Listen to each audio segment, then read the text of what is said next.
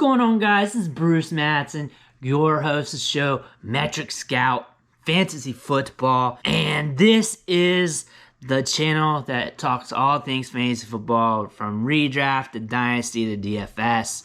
If you're into any of that, just hit that subscribe button and you'll be good to go. The offseason has a lot of narratives. There's a lot of things going on. Each rookie that's coming out for the NFL draft has their own set of narratives. And Jamar Chase was not excluded from that. Going into this offseason, going into draft season, he was considered not athletic. He wasn't considered not having speed. He was considered just a guy that was very productive last year among some people, among his naysayers. There's a lot of people that like him. I don't want to paint that picture. He's got some naysayers, and their big bugaboo about him was that he wasn't athletic enough. However, his pro day came today, and he told a different story. He showed up at his pro day, ran a 4.38 40. He's going up to reach for those jump balls. He's kind of floating in air a little bit. That stems from the explosive output he has.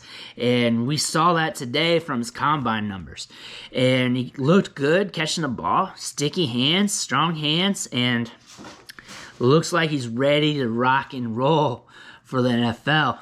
Bonafide WR1, and some people should really consider him up there with some of the other generational prospects that's came out at wide receiver.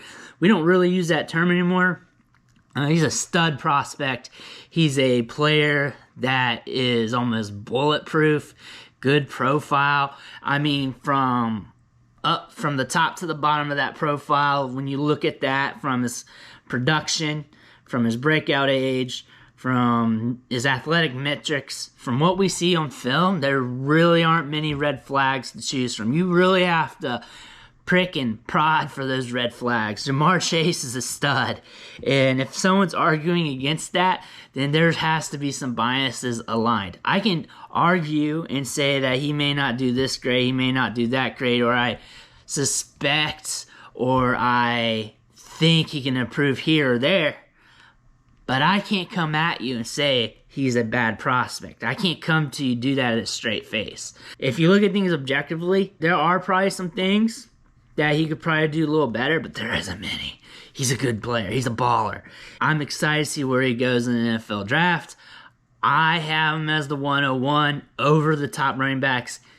Easy. I have him over Devonta Smith. Easy. I have him over Rashad Bateman. Easy. If Jamar Chase wasn't in this class, Rashad Bateman would be Jamar Chase. But we're not there. It's Jamar Chase. I want to thank you for watching the show today. It means a lot to me. Make sure you hit that subscribe button on the way out. Ring the bell so you get them notifications. Tell your homies, and I'll catch you next time.